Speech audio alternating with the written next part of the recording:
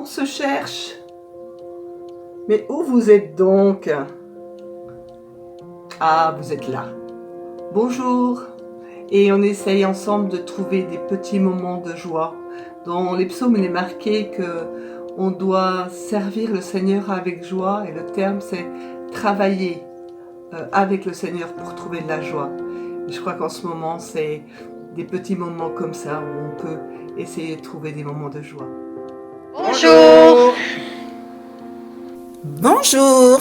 Bonjour Et bienvenue. Bonjour à tous. Bonjour à tout le monde. Bonjour à tous. Peuple de Dieu, bonjour.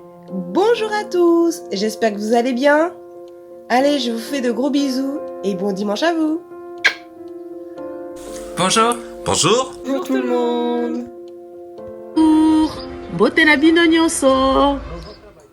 Bonjour, chers frères et chères sœurs. Nous allons commencer ensemble un texte dans le psaume 46, versets 11 à 12. Arrêtez, dit-il. Reconnaissez-moi pour Dieu. Je triomphe des nations, je triomphe sur la terre. Avec nous est l'Éternel des armées célestes. Nous avons pour citadelle le Dieu de Jacob. Alors j'ai commencé par chers frères, chères sœurs. Ce pas des termes qu'on utilise toujours, mais là oui, nous pouvons dire, malgré la distance, malgré le confinement, malgré que chacun demeure chez soi, nous faisons famille et nous sommes la famille de Dieu ensemble. Nous vivons cela ensemble. Vous vous souvenez, il y a quelques années, ou peut-être 1 ou 2 ans, nous avions parlé du thème d'être la famille de Dieu dans l'Église. C'était il n'y a pas si longtemps et c'était important déjà de vivre cela. Pour être famille actuellement, il a été important de travailler ensemble et de trouver des moyens, d'être créatifs pour que nous puissions faire famille et vivre la famille, mais aussi la vivre avec l'Éternel des armées à nos côtés. Alors, nous avons été ingénieux et pour cela, nous pouvons remercier les jeunes aussi de l'Église. Nous avons eu des outils comme Sheets pour la chaîne de prière où on s'inscrivait et puis où certains perdaient la chaîne et heureusement qu'on se retrouvait pour que les uns les autres s'épaulent et puis s'entraident pour pouvoir inscrire le nom dans la liste. On a eu aussi des outils comme Hangouts, comme Zoom, comme Skype, comme YouTube, et d'ailleurs notre culte ce matin sur YouTube. Merci aux forces vives qui se sont investies pour être fabricants de passerelles entre nous et pour que nous puissions rester unis et que Dieu puisse être là avec nous. Merci pour les tutos, merci pour tout ce qui a été créé. Jeunes et vieux, nous avons une citadelle, le Dieu de Jacob. Jeunes et vieux, nous pouvons nous appuyer sur Dieu. Il est là et il travaille pour nous. Alors, certes, ensemble, nous avons eu aussi des moments de doute, des moments de remise en question, des moments de deuil, mais des joies et aussi des guérisons. Nous avons tremblé, chacun de nos côtés, pleuré. Nous avons aussi dansé ensemble. Certes, nous avons une citadelle et nous avons pu nous réjouir auprès de Dieu et du Dieu de Jacob.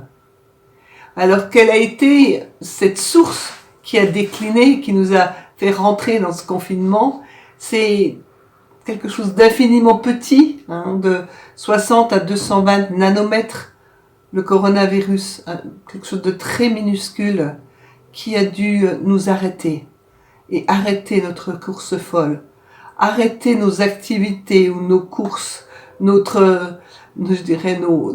courses folles en nous confinant, pour la plupart d'entre nous, où on est contraint de rester à la maison, mais aussi d'arrêter. Nous avons dû arrêter la course des activités, mais aussi nous avons dû arrêter la paralysie de la peur qui nous prenait à la gorge quand on regardait la télévision, les informations, et la peur qui nous menaçait, qui grondait, que ce soit aussi peut-être dans les nuits hospitalières, les nuits d'hôpitaux que vous avez vécues, qui n'étaient peut-être pas forcément hospitalières. Et puis la variation des émotions aussi. Arrêter, apprendre à gérer les émotions et apprendre à faire confiance à Dieu. Alors comment tout cela a pu être possible? Je crois que ce qui nous a aidés, c'est aussi de nous souvenir que ce que nous traversons a été annoncé par la parole de Dieu.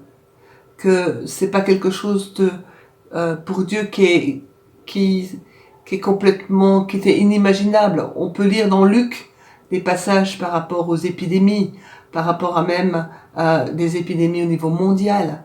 Et on ne savait pas le temps, mais en tout cas déjà à cette époque qu'il y ait quelque chose autour d'épidémies mondiales, c'est Dieu nous avertit, Dieu nous parle. C'est vrai que ça rassure de savoir que Dieu nous a déjà parlé des événements. Aussi en nous axant sur Christ et ou en nous réaxant sur Christ dans ces moments de solitude, dans ces moments de silence et en proclamant son triomphe malgré les circonstances, malgré parfois nos erreurs d'interprétation de ce que représente la victoire. Et là, nous avons dû réapprendre qui est Dieu et comment lui faire confiance. Ensemble, maintenant, nous, chacun dans des petites îlots différents, nous allons faire monter notre louange auprès du Dieu de Jacob, auprès de l'Éternel des armées. Et c'est comme des petites lumières qui se rassemblent à droite et à gauche et qui fait monter un feu, un parfum de bonne odeur pour notre Christ. Que Dieu vous bénisse. Bonjour tout le monde. Bonjour. On se retrouve une nouvelle fois pour passer un temps de louange tous ensemble. Je vous invite vraiment à prendre ce temps en famille, ensemble, et qu'on puisse tout simplement le louer, l'adorer. C'était pas que la semaine dernière, c'est la victoire de Jésus. Et ce Dieu de victoire habite en nous encore aujourd'hui. Et on a choisi ce chant particulièrement parce que, comme vous savez, Timothée a été malade, il a été aussi touché et c'était pas facile. Et un matin où j'étais vraiment découragée de devoir tout gérer, le Seigneur m'a donné ce chant pour m'encourager. Et on espère que pour ceux qui sont encore malades et touchés par ce virus, que le Seigneur nous encourage aussi au travers de ce chant et qu'on puisse célébrer sa victoire en tout temps.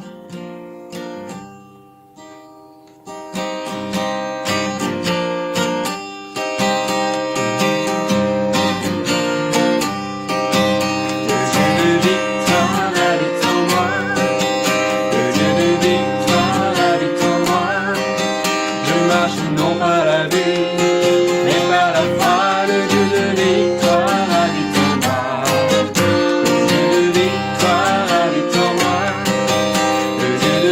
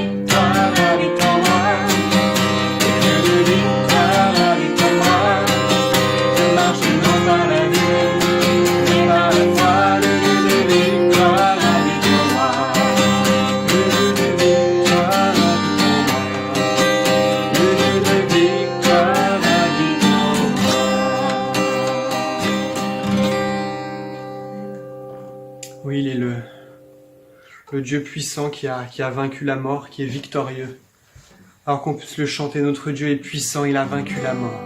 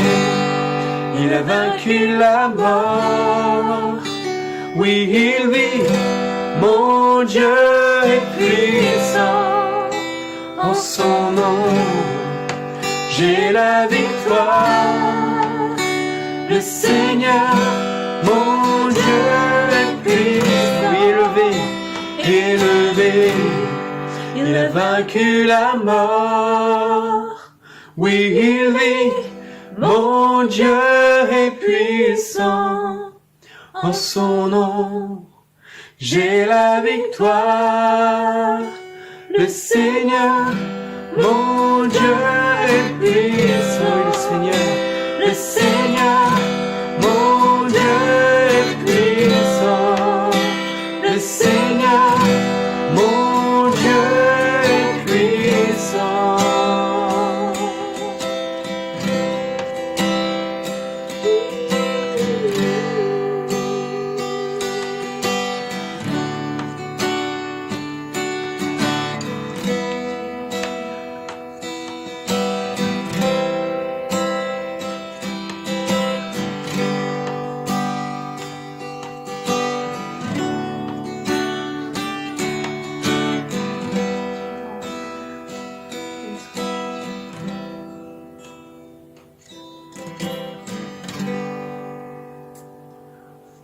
Et Seigneur Jésus, tu es puissant, tu es plus grand et plus puissant que cette maladie. Tu es plus grand et plus puissant, Seigneur, que tout ce qui peut se passer en ce moment dans ce monde. Tu as vaincu la mort et aujourd'hui tu vis, tu es vivant et tu es tout puissant. Et oui, Seigneur, tu es ici dans chacune de nos maisons, Seigneur. L'Église, Seigneur, tu es présent au milieu de l'Église, Seigneur, et nous sommes l'Église chacun chez nous, Seigneur. Ouais, Seigneur, qui est plus grand que nos attentes, que nos espoirs. Peut-être qu'on espère que ce soit bientôt fini, qu'on a hâte d'être telle ou telle date, Seigneur, mais tu es plus grand que tout ça, Seigneur, et tu es présent. Seigneur, à chaque instant, tu es présent avec nous. Amen. Et ton nom, Seigneur, est plus grand que n'importe quelle maladie, que tout ce qui peut se passer dans ce monde.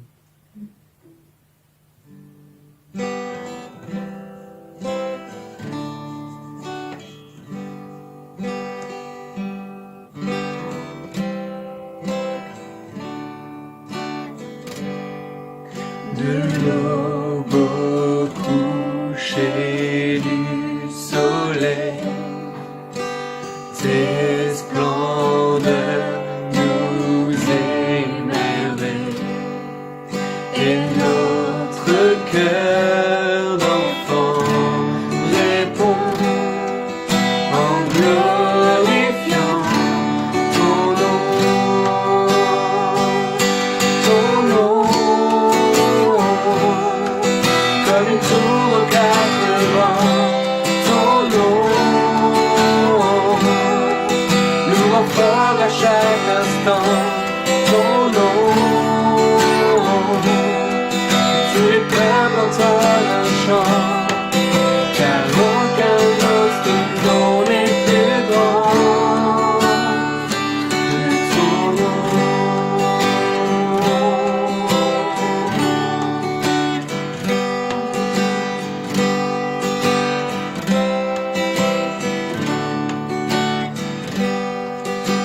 Jésus fortifie nos cœurs par ta grâce et ta grandeur, car c'est en toi que nous prions, bien glorifier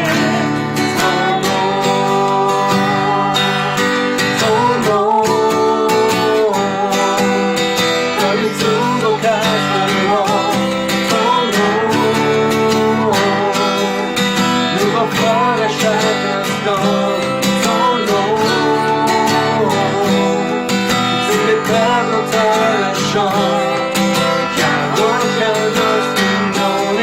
les peuples entendent un chant, car aucun autre nom n'est plus grand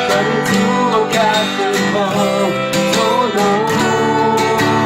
Comme une tour aux quatre vents, ton nom nous rend fort à chaque instant, ton nom. Tous les peuples entendent un chant, car aucun autre nom n'est plus grand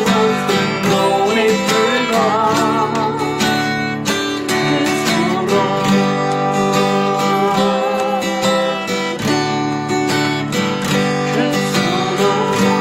Que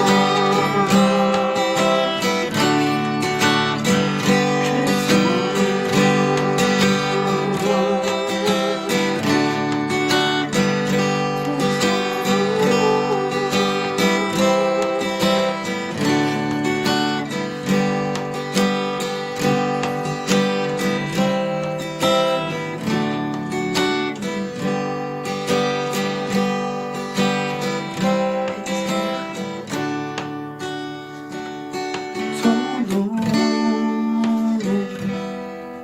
Comme une tour aux quatre vents, ton nom nous rend fort à chaque instant, ton nom. Que tous les peuples entonnent un chant, car aucun autre nom n'est plus grand que ton nom.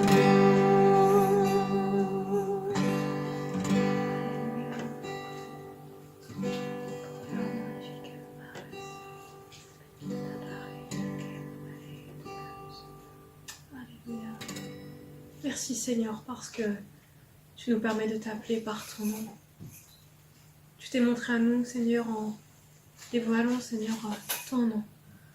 Merci pour ton nom Seigneur qui est au-dessus de tout. Merci pour ton nom qui s'est révélé à nous un jour Seigneur. Merci pour ton nom qui permet les guérisons. Merci pour ton nom qui apaise les cœurs. Merci pour ton nom, Seigneur. Merci parce que nous pouvons t'appeler. Et tu es là. Merci, Seigneur Jésus, pour ton nom si bon pour nous. Pour chacun d'entre nous. Merci, Jésus. Merci pour ta grâce envers nous. Alléluia.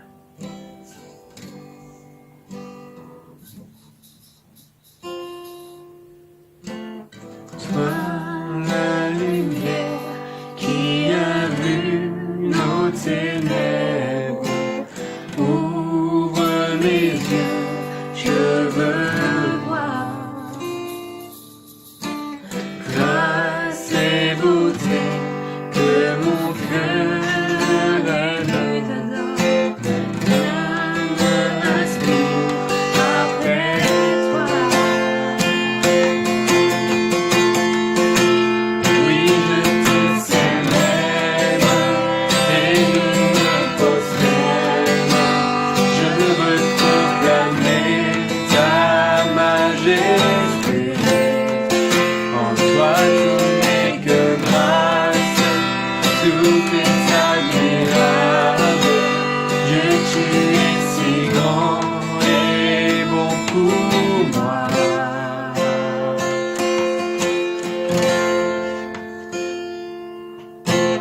Roi de tout temps, vers toi vont nos hommages, la gloire au plus haut des cieux.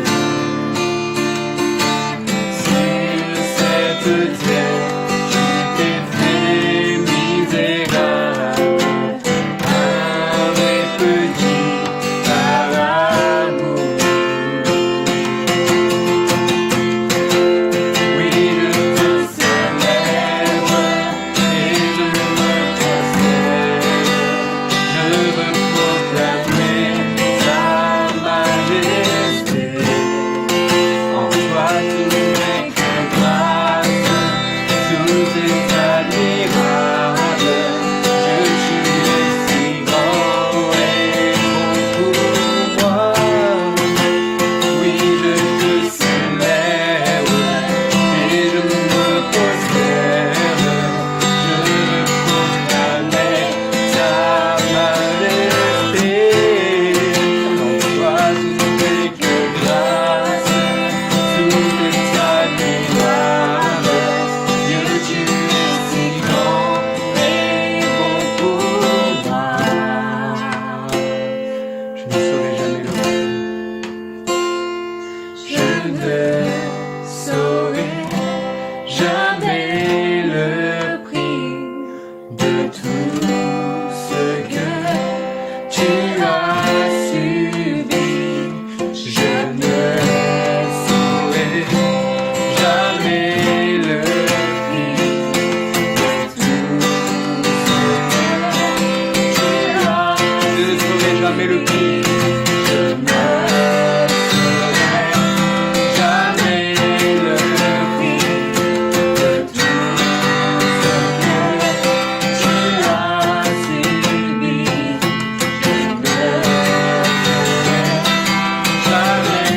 le prix de tout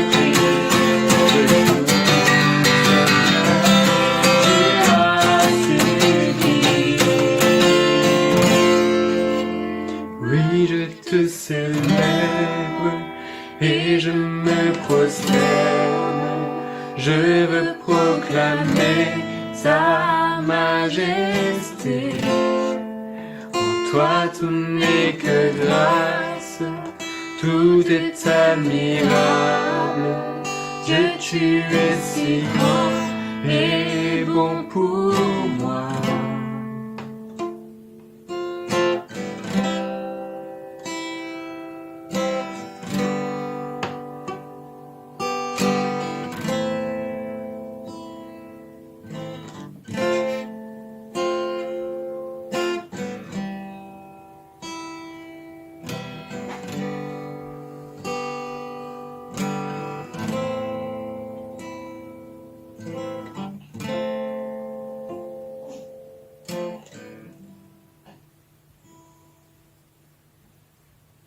Mais on pourra jamais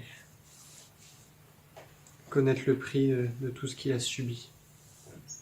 Jamais on ne saura. On ne peut pas s'en rendre compte. Il a donné sa vie, lui qui était parfait. Et il nous a pas laissés seuls. Il nous a laissé le Saint-Esprit avec nous. Et encore aujourd'hui, on veut s'y attendre. C'est parce qu'on n'est pas à l'église qu'on ne peut pas recevoir le Saint-Esprit. Nous sommes le temple du Saint-Esprit et on veut vraiment s'attendre à lui.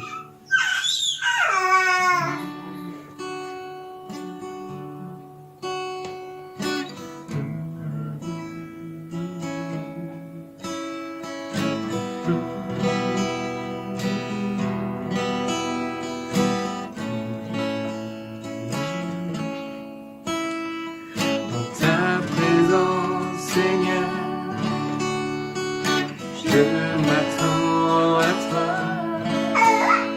j'ai soif de ta présence. Oh Jésus, tu marches devant moi, me montrant le chemin. Prends-moi par la main et conduis-moi vers toi. Esprit Saint, descends sur nous comme une pluie bienfaisante. J'ouvre mon cœur à ton amour et sans crainte je te reçois. Dans ta présence, Seigneur, je m'attends à toi. J'ai soif de ta présence. Oh Jésus, tu marches devant moi, me montrant le chemin.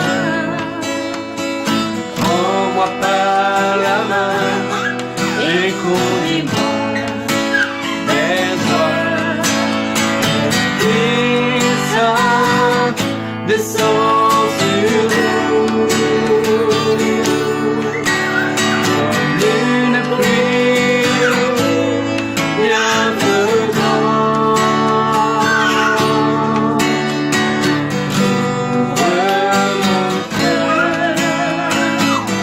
À ton amour, sans crainte, je te reçois. Esprit Saint, descends sur nous comme une pluie bienfaisante. J'ouvre mon cœur à ton amour et sans crainte je te reçois. Ouvre mon cœur. J'ouvre mon cœur à ton amour et sans crainte je te reçois. Et sans crainte je te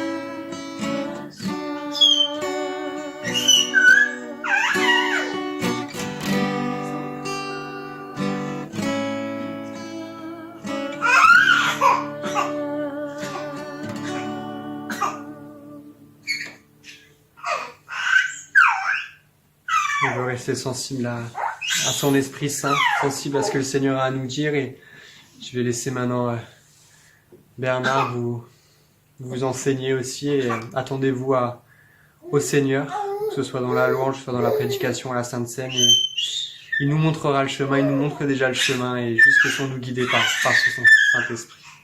Je vous dis au revoir et puis à très bientôt, j'espère. À bientôt! Je vous propose ce matin pour notre méditation de prendre un texte qui est très court, qui se trouve dans l'évangile de Luc et au verset 32. Un seul verset ce matin, je l'ai intitulé « La prière de Jésus pour Pierre ». Voici, je le lis avec vous. « Mais moi, j'ai prié pour toi », c'est Jésus qui parle, « pour que ta foi ne défaille pas ». Et j'aimerais m'arrêter ce matin avec vous sur cette prière de Jésus à l'égard de Pierre, et poser quelques questions. D'abord, pourquoi Jésus n'a-t-il pas formulé une telle prière à l'égard de Judas? Est-ce que la prière de Jésus à l'égard de Pierre va-t-il priver ce dernier de la liberté de son choix de vouloir revenir à Jésus après l'avoir trahi et prendre un autre chemin, pas forcément celui de Judas? Et quelle sorte de prière aimait Jésus à ton égard, à notre égard, lorsqu'il dit, vous savez, dans le texte de Romains 8, 34, « Christ est mort, bien plus il est ressuscité, il est à la droite de Dieu et il intercède pour nous. » Ces dernières semaines, nous avons prié avec le même zèle, la même intensité pour Francesca comme pour Suzanne. L'une a été guérie et l'autre nous a quittés pour rejoindre le Seigneur Jésus. Ce que Paul va qualifier dans l'Épître aux Philippiens comme quelque chose encore de meilleur. Mais à nos yeux, humainement, nous pourrions croire que Jésus fait du favoritisme. Pourquoi guérir l'un et pas l'autre? Pourquoi prier pour Pierre et pas pour Judas de la même manière? C'est vrai, il y a une chose que nous n'apprenons pas, c'est le temps de Dieu, et nous devons l'inclure dans notre réflexion. Revenons maintenant à la situation de Pierre et de Judas. Pourquoi l'un bénéficie de la prière de Jésus et est revenu à lui, tandis que Judas s'en est éloigné pour se perdre? Et est-ce que c'est la prière de Jésus qui ramène Pierre à lui, ou est-ce que c'est son propre cheminement, sa propre direction? Tous les deux ont été choisis par Jésus pour être ses disciples. De la même manière, ils ont participé à la multiplication des pains, à la guérison des lépreux. Tous les deux l'ont suivi jusqu'à la dernière Pâque, c'est-à-dire 4 jours avant sa mort. Tous les deux, pourtant, vont le trahir dans les derniers moments. Et si nous regardons bien, fondamentalement, la trahison de Pierre est aussi condamnable que celle de Judas. Les deux l'ont trahi. Mais l'un est revenu à Jésus, tandis que l'autre s'est perdu. Remarquez aussi l'attitude de Jésus sera identique envers les deux, alors même qu'il savait que Judas et Pierre allaient le trahir. Dans Jean 13, au début du chapitre, il est dit ceci, sachant que l'heure était venue pour lui de passer de ce monde au Père, Jésus, qui avait aimé les siens, qui étaient dans ce monde, les aima jusqu'au bout. Et nous savons que c'est ce qui introduit le moment où il va laver les pieds de ses disciples. Jésus fait cette déclaration le jeudi de la Pâque, avant de partager le repas. Pierre et Judas sont tous les deux là, et ils entendent ces paroles. Il veut mettre le comble à son amour, aussi bien envers Judas qu'envers Pierre. Alors pourquoi Judas va-t-il résister à quelqu'un qui lui affirme l'aimer tant? Je ne prétends pas avoir la réponse, mais voici quelques pistes de réflexion. Une des différences qui va perdre Judas, c'est l'état de son cœur. Pierre est prêt à mourir avec Jésus, même s'il y renoncera le moment venu. Tandis que Judas voulait voir Jésus en découdre avec les chefs religieux et les chefs romains. C'était ses intérêts à lui. Il voulait voir du spectacle avec la victoire au bout. Ses dispositions intérieures n'étaient pas pures, au point où Judas va laisser la porte de son cœur ouverte à Satan. Dans Luc 22, aussi dans ce même chapitre, il est dit qu'à un moment donné, après avoir pris le pain avec Jésus, Satan entra dans le cœur de Judas.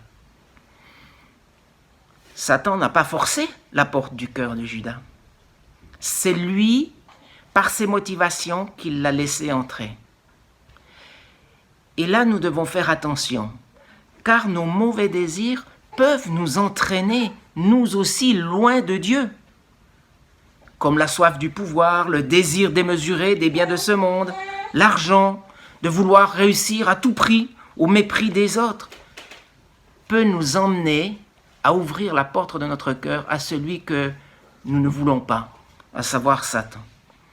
La deuxième différence qui va perdre Judas, c'est son manque de connaissance de la personne de Jésus et du dessein de Dieu à l'égard de l'humanité, qui dit qu'il veut que tous les hommes soient sauvés, accèdent au salut. Pour Judas, il est inconcevable que Dieu, le Père, permette que Jésus meure d'une façon ignominieuse sur une croix. Ce n'était pas acceptable. Mais plus encore, il n'a pas pu croire que Dieu pouvait lui pardonner même ce qu'il avait commis et ce qui a conduit Jésus à cette mort ignominable. Parfois, nous aussi nous demandons, ou nous nous demandons devant des situations difficiles de péché dans nos vies, que nous qualifions d'immondes, ou vous savez, ces péchés qui reviennent, est-ce que Dieu veut bien encore nous pardonner? Sous-entendu, est-ce que nous le méritons encore? Et c'est là que la difficulté provient. Le pardon de Dieu n'est pas proportionnel à l'infamie de notre acte, mais à la lucidité de le reconnaître comme tel et de le confesser, car le reste n'est que grâce de Dieu. La troisième différence, et c'est celle qui va perdre Judas, c'est la honte, qui est un sentiment douloureux lié à la culpabilité. Pierre et Judas vont devoir l'affronter tous les deux, à cause de la trahison. La honte, tout comme l'orgueil, peuvent devenir des forteresses spirituelles, un mécanisme de blocage qui va vous empêcher ou empêcher toute prise d'initiative pour faire évoluer favorablement une situation.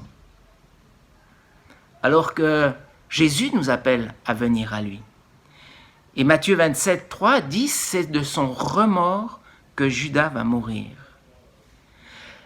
La seule réponse à de tels sentiments de la honte, de la culpabilité, c'est d'ouvrir son cœur vers Dieu, sous la forme de l'abandon, en réponse à sa bienveillance.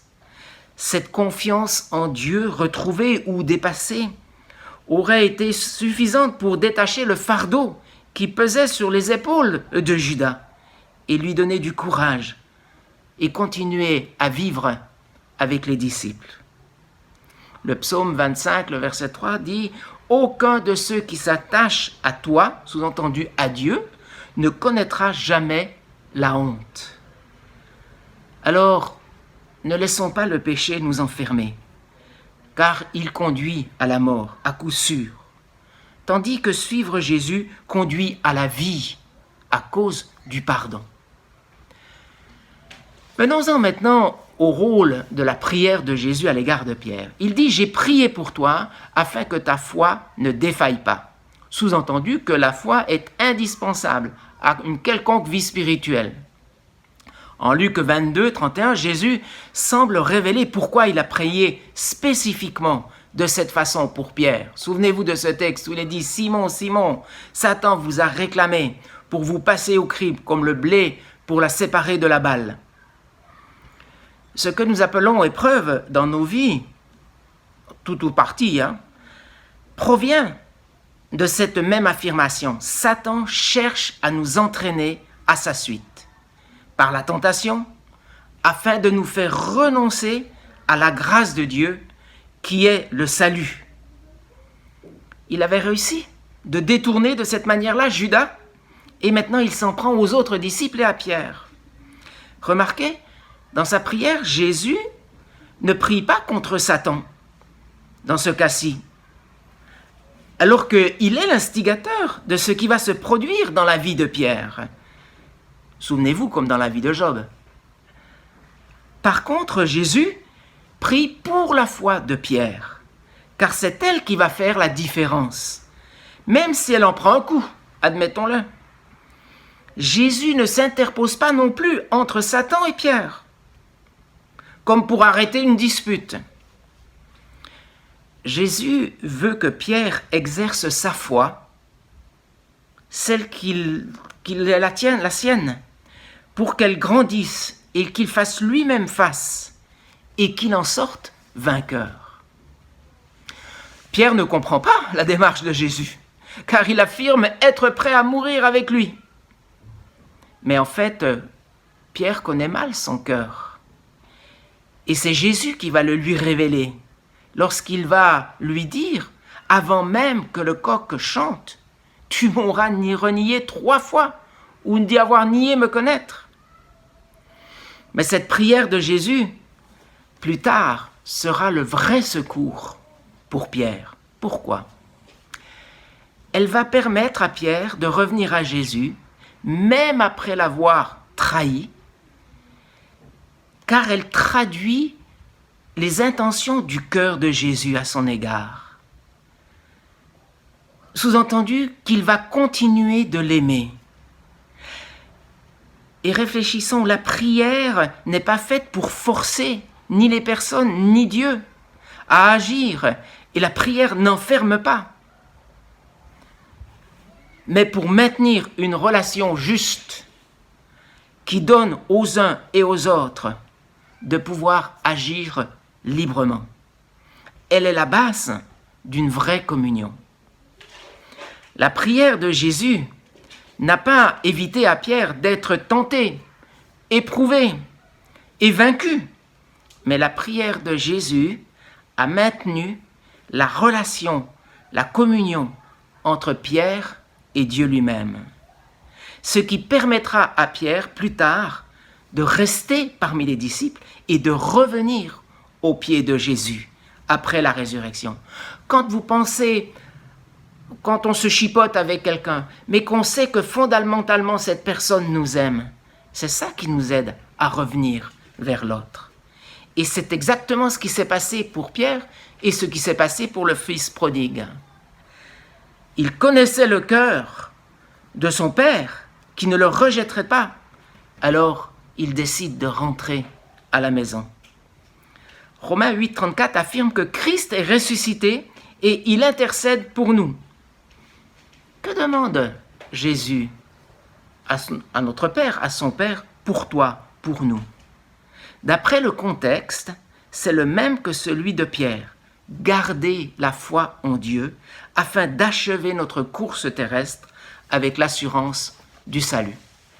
J'aimerais terminer par ce que Jésus ajoute à la fin de sa prière.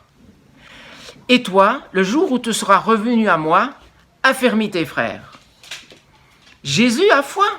Il a foi que Pierre sortira vainqueur de l'épreuve, mais à condition qu'il demeure dans cette confiance, relation de confiance avec lui. Le terme utilisé par Jésus, revenir à moi, est aussi traduit par ailleurs se convertir ou faire demi-tour vers Dieu.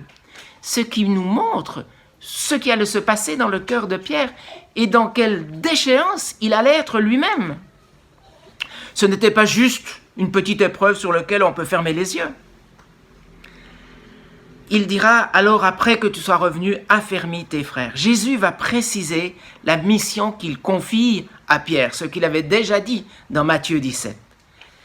Et être chrétien se définit par rapport au reste du monde qui ne croit pas au message du Christ. Et la mission du chrétien, c'est justement de rappeler ce message à ceux qui l'ignorent encore, ou qui ne l'ont pas encore, en tout cas, accepté. Et chacun a une mission spécifique en plus, qui correspond à notre personne, ce que nous appelons un appel particulier, singulier, qui se traduit par un service spécifique. Pour Pierre, ce sera de rappeler les enseignements de Jésus, et il le fera jusqu'à la fin de sa vie, et c'est ce que nous sommes en train de lire dans ces épîtres. Pour nous, personnellement, nous devons chercher la face de Dieu pour y découvrir notre mission, car elle nous est personnelle elle est attachée à une parole qu'il nous faut entendre de Jésus par le Saint-Esprit. C'est vrai qu'elle naît parfois d'un désir, mais un désir saint, ou manifesté par un fruit que nous portons. Ça ne se voit pas du premier jour, ni du premier coup. Cela demande de prendre du temps, de la formation parfois, et même être accepté, d'être accompagné dans un service. Le but de la vie chrétienne est d'aimer Dieu de tout notre cœur et notre prochain comme nous-mêmes.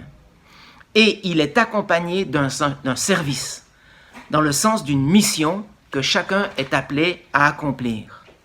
Et c'est notre responsabilité individuelle que de connaître cette mission et de la vivre. Alors, un mot de conclusion.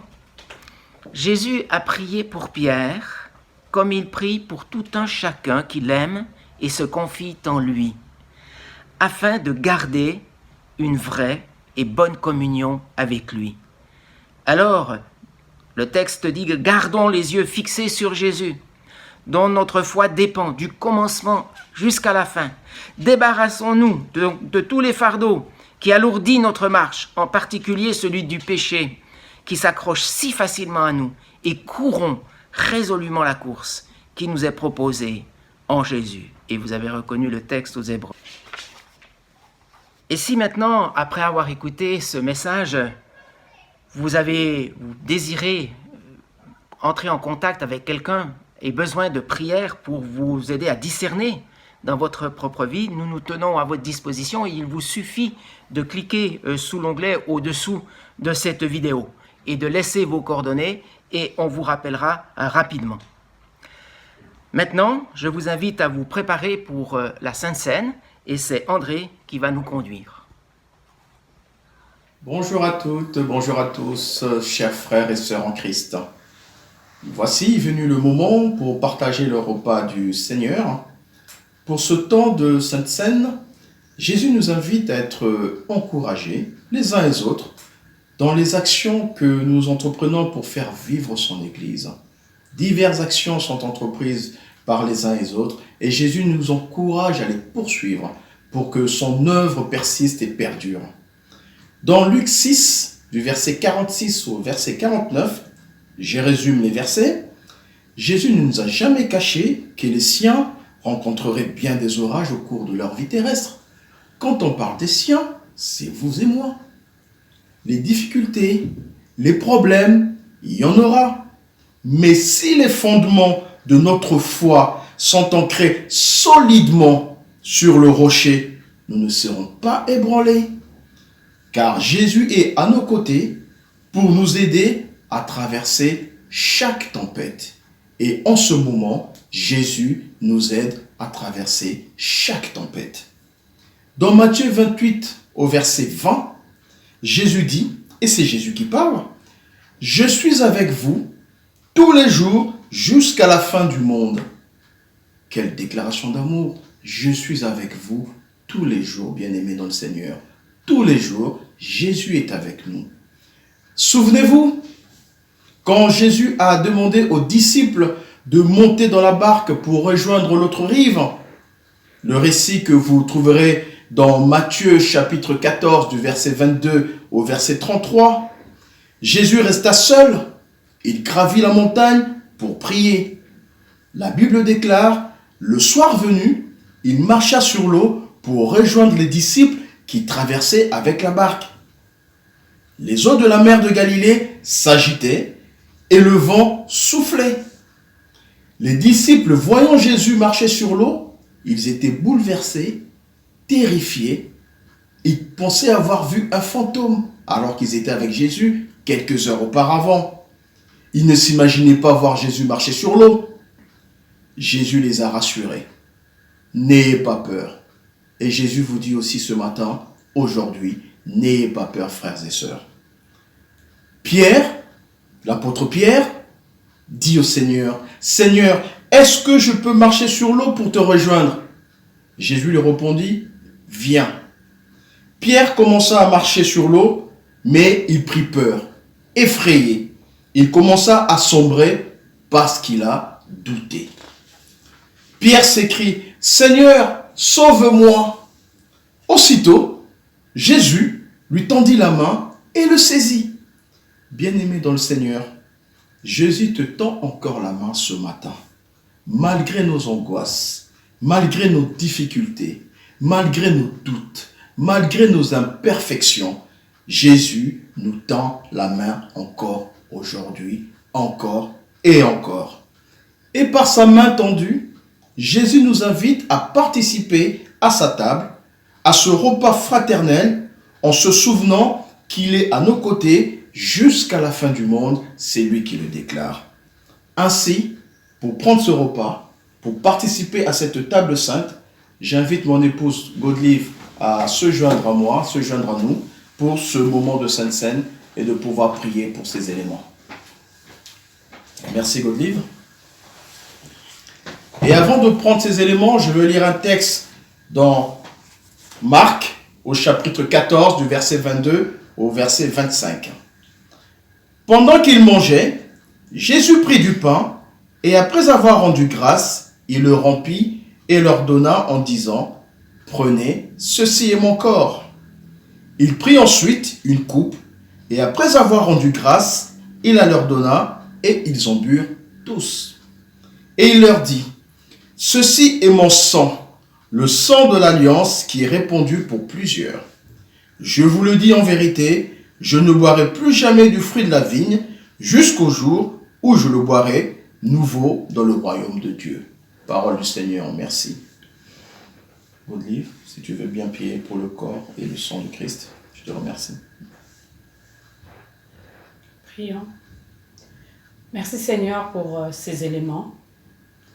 Ce pain qui représente ton corps meurtri à la croix et ces sangs qui représentent ton sang coulé à la croix pour nous. Nous te bénissons Seigneur parce que nous avons reçu le pardon du péché à travers ce sang coulé à la croix et par tes meurtrissures nous avons été guéris et nous sommes encore guéris. Merci pour cette œuvre à la croix. Merci pour cet amour manifesté pour nous hier, aujourd'hui et éternellement. Nous t'avons ainsi prié dans le nom puissant de Jésus-Christ. Amen. Amen. Je te laisse prendre le pain.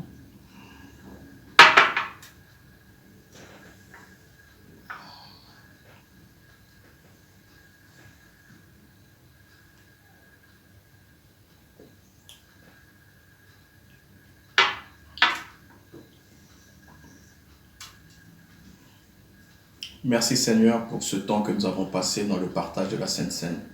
Bien-aimés dans le Seigneur, que Dieu vous bénisse. Merci à André pour ce moment de partage et de Sainte Seine. Comme vous l'avez entendu, nous serons encore confinés au moins pour un mois. C'est pourquoi il est important de prendre soin les uns des autres et chacun à son niveau. D'abord dans sa propre maison. Les maris envers les épouses et envers les enfants, les mères envers les plus fragiles, sans oublier nos voisins de palier. Si vous êtes dépassé, n'hésitez pas à faire appel à moi-même, à Colette, à Félix, à Jacqueline ou à un responsable de service dans l'église. Ne vous isolez pas. Par contre, respectons ce qui nous est demandé, les gestes barrières et le confinement. On aurait tous envie de sortir, mais il nous est demandé spécifiquement pendant encore ce temps de rester confinés chez nous. Et ayons aussi le sens d'avoir un bon témoignage envers ce qui nous est demandé. Par ailleurs, chacun a accès librement aux réseaux sociaux, à toutes sortes d'enseignements et d'activités. Agissons avec discernement et laissons tomber tout ce qui est superficiel et un peu farfelu. L'enjeu est notre propre vie spirituelle, son renouvellement et son enracinement, principalement dans la parole de Dieu et l'écoute de Dieu. La meilleure école pour cela, c'est ce que nous découvrons par nous-mêmes en méditant et en étudiant la parole, ou même être accompagnés. Bientôt, nous allons pouvoir nous retrouver et ce sera une grande fête, un grand moment de joie. Mais nous n'avons fait que la moitié du chemin. Alors, persévérons. Quelques annonces pour cette semaine. Les groupes se retrouvent en vidéo rencontre, chacun son jour. Nous persévérons aussi dans la prière avec les sujets qui sont proposés par Objectif France que vous trouvez sur notre site dans l'onglet Ressources. Nous avons terminé notre première journée de jeûne et de prière ce vendredi. Nous allons la garder et comme un rendez-vous d'église jusqu'à la fin du confinement. Et nous vous proposons de nous retrouver vendredi en fin de journée, c'est-à-dire vers 18h, par les vidéos sur la plateforme Zoom pour un temps commun d'une demi-heure où nous pourrons simplement prier encore ensemble et se saluer mutuellement. Ce sera une bonne manière de terminer une journée que nous aurons consacrée au jeûne et à la prière et de le faire ensemble. Voilà ce qui me reste à vous dire, c'est que nous avons mis, pour les questions financières, nous avons mis en place donc le RIB que vous trouvez sous Données ou par Allo Asso où vous pouvez faire un don en ligne. Vous pouvez toujours utiliser la voie postale puisque nous relevons la boîte aux lettres aussi ici au 134 avenue de la République. Voilà, j'ai fini pour les annonces et je vous invite simplement maintenant à prier et à demander la bénédiction. Seigneur, nous voulons te remercier parce que ces moments de confinement, ce ne sont pas des moments où nous sommes isolés les uns des autres ou de toi-même. Mais Seigneur, tu nous permets par la communion, par les moyens techniques, mais aussi par la communion spirituelle, de rester et de former et de grandir en tant qu'Église. Et je te prie particulièrement, je te demande de bénir chacun d'entre nous. Et je te prie particulièrement pour ceux qui sont seuls, tous les célibataires. Mais Seigneur, qu'ils se sachent aussi entourés par chacun d'entre nous. Seigneur, je te prie maintenant que tu nous renouvelles. Tu vois ceux qui sont encore dans des combats face à la santé. Seigneur, libère-les, donne-leur vraiment une bonne santé et qu'ils puissent voir la fin de ce mal dans leur corps. Merci parce que nous pouvons compter sur toi aujourd'hui, demain, tous les jours, que nous soyons ensemble ou isolés. Et Seigneur, nous voulons te dire notre reconnaissance pour tout. Amen.